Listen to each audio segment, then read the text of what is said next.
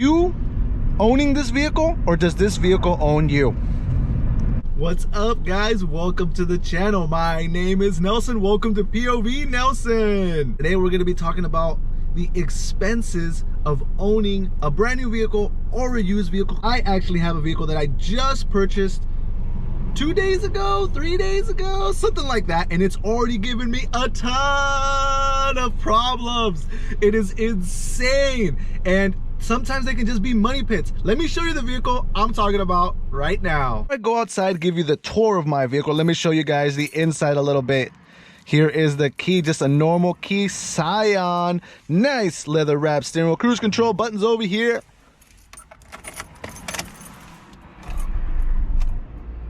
$130,000 original miles on it. No lights on the dash. Half a tank of gas. Everything is good. You see my door panel here is missing. Woo! We're going to talk about this car because I have a crazy story. This car almost killed me twice already. My AC does not go down, but everything else seems to be working. You see it's got a 1752 out of 26, and it's actually in good shape. I love the black on these seats.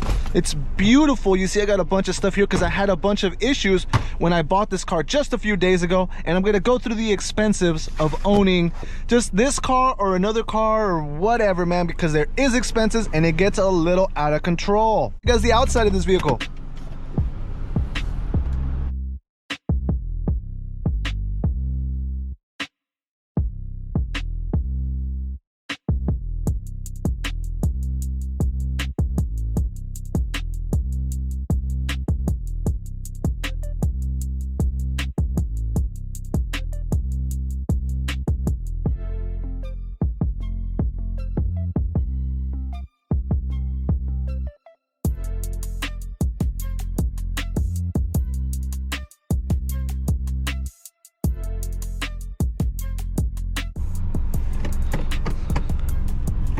and this applies to everything in life. It applies to your phone, which is a very expensive repair and a very expensive ownership right now. Phones are up there through the roof.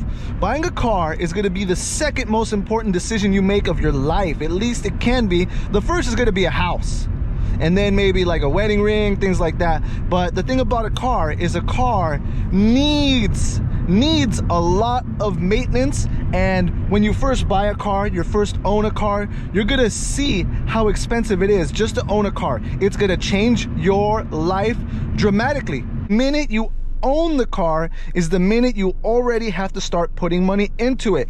Something that I like to call hard money and like almost like soft money. So hard money is gonna be big things, big repairs that have to be done. Hold on, let me fix this. For example, I'm talking tires, I'm talking unexpected repairs like motor, transmission, and then there's soft expenses like auto insurance and gasoline and just normal maintenance like oil changes. You have to change your oil every 3 months once you buy that car. But let me backtrack a little tiny bit. I'm going to talk about insurance really quickly, because if you're going to finance a car, insurance is going to be huge. Might even be a bigger payment than your car payment if you're planning on financing. Insurances right now have gone up just like everything else today in 2022. I just sold a Mustang, beautiful Mustang, like a 2016 Ford Mustang, to this young 21-year-old guy. He's a great guy, looks like a good guy, hard-working person, but he's got into a bit of trouble. Got tickets, speeding, and been in a few accidents already. His insurance, just to start his insurance, was $1,000. And it's because he was driving a Mustang. He wanted a Mustang. He only wanted a Mustang. And it's a two-door sports car. So they're gonna charge you more for a two-door sports car, just like this vehicle right here.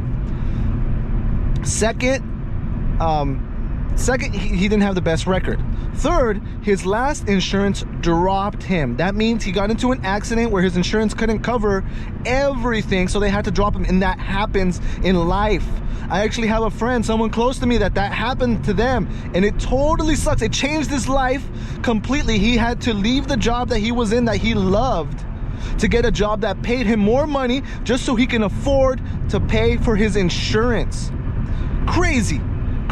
So anyway, this other guy though, let me go back again. This other guy wanted my Mustang. He bought it. The payment was about $300 a month, but his insurance payment was over $500 a month, $1,000 just to start it. So he had to set aside $1,300 in advance just to buy this car. And you know, he still has all those payments, all those different things to do. He better have a good job. And that's what I'm talking about. Cars change your life, because the minute you buy one of those nice, fancy, expensive, brand new cars, that's the minute you need to change your life, because you need a job that pays more, you need to grow up more, and you need to set that money aside more. That means no more going out. That means, well, at least for a bit, until you can get stabilized. And that's what I was talking about, having a kid. You got to adjust to it. So that's what's going to happen when you buy a car, whether you're buying it for the first time or you're buying your brand new car and you're hoping that's your last car ever. You have to set aside these things. You have to make goals. Is that my girl? Oh no, that's not my girl. Oh, look at that truck. And yeah, that I call that soft money, but it can very easily be hard money. Now, I don't like to buy cars and immediately start putting money into them, because like I said, some cars can be money pits. Do not buy a car right off the bat and start putting money into it, because it can very easily, quickly become a money pit, no matter if it's new or used. Okay, don't just buy a brand new car and automatically put rims on it. It's like the wrong thing to do. At least have the car for a year or two. Know that the car is good and reliable. Know that the car can get you where you need to go, there and back, and know that you're comfortable inside the car. Because a lot of people buy a brand new car, don't feel comfortable in it, because they need more space. Maybe they're a bigger step person, maybe they're a smaller guy, and they just don't feel comfortable. Say they need something else, get something else. It's gas. Gas is super expensive. It's $7 in California. It took me, I think I paid $95 to fill up the gas tank on this Scion TC. This is a 4-cylinder taking almost $100 in gas a week. You understand what I'm saying? If you drive a truck, any truck, Silverado, Dodge, Ram, Ford, it's gonna cost you almost $300 a week in gas in California right now. It is beyond insane. I do not understand it. It's wacky. I used to fill up a car like this, a 4-cylinder, for like 50 bucks. You know, that might even be a stretch. Maybe like $40, like in 2018. So much things have changed. The used car market has changed. They're so expensive. If you're going out there looking for a brand new car or a used car, know that these prices have changed ridiculously a lot, and it's because tires are more expensive. I've bought like 3 catalytic converters this month, each one over $500 each. It's just insane. I have to, and then I put the cars up for sale after I fix everything, wash them up good, and you know, make sure that they're good vehicles, take them to mechanics, get them smogged, all these different stuff. And it just costs so much money. And then I put them for sale, and people just come up to me and they're just like, do you even want to sell cars, bro? Look at your prices. And I'm just like, I don't want to sell this expensive, but I need to make $1. It's the same thing when you're out there shopping. Do not rush it. Go out there, shop for a car. And what I like to tell people, sometimes I forget to tell them, is how long have you been shopping for? Shop till you drop. It's one of the most expensive repairs you will have in your, or not repairs, one of the most expensive expenses you will have in your life is a vehicle. And you don't want it to be because of repairs and all these other different things. You want to get in the car and drive it, fill it up with gas, get insurance on it, and go. This to people that I really care about. I'm serious. This is something that no one ever does. It's called downgrading. Downgrading on a car. People only downgrade when they absolutely have no freaking choice. If you do it before you actually need to, you may find yourself in a way better position in the future. What I'm talking about is, okay, you want that really cool diesel truck. Go ahead, buy it. If you need it, go ahead and get it. But what ends up happening is, okay, Let me tell you the story about my buddy. He was driving. He had a somewhat newer, like a 2014. I believe the vehicle was already paid off. He got into a car accident. He smashed into like a really expensive, like almost like a G-Wagon, right? So he hits a G-Wagon from the back. The G-Wagon was parked. He really only damaged the bumper of it. And what ended up happening is the insurance, because that car is so expensive, ended up salvaging the vehicle out, and his insurance dropped him right away, dropped him like that, even though he's making his payments on time, paying a lot of money for insurance.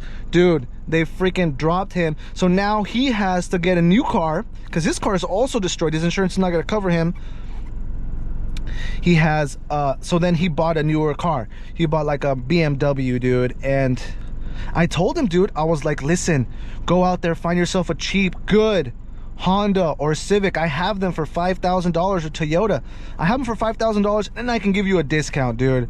You know, but he just wouldn't have it. He just did not want to look broke, look poor. So now, guess what? His Mercedes-Benz, his BMW, is broken down right now. He's putting a lot of money into fixing it, and he still has all those soft expenses, right? Soft expenses like gas a week and insurance a week. But dude, I'm pretty sure it's killing him, and he still has that car payment, which is probably an expensive car payment, like $500 a month. And I'm telling him, bro, just downgrade now, right now that you can. Get yourself a nice little car and drive it for 2 years. After 2 years, you're gonna be in a much better spot. You know what he did? Now that he has this newer car, has this newer payment, he doesn't work at the same job that he likes anymore. He's like unboxing boxes now. That's his job. I don't know if he likes it or not. I hope he does, but he had to grow up, and that's what a car is gonna do to you more than anything in this world.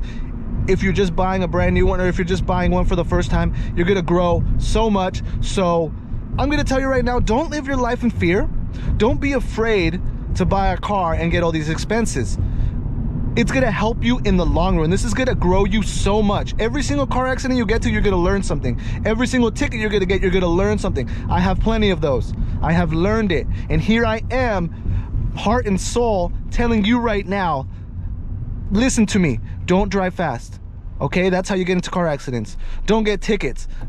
Don't speed. Don't be rude on the road. That's how a lot of bad things happen. If you see me, I'm just chilling, dude. I'm chilling the whole time. But guys, that's the video. Those are my advice. I hope this video is helpful to you. If it is helpful to you, make sure to like, comment, subscribe. I'm out of here, guys. You guys drive safe. I love you. Bye. Oh, hold on. I'm gonna give you a little honk. Woo! Scion TC, baby. Woo!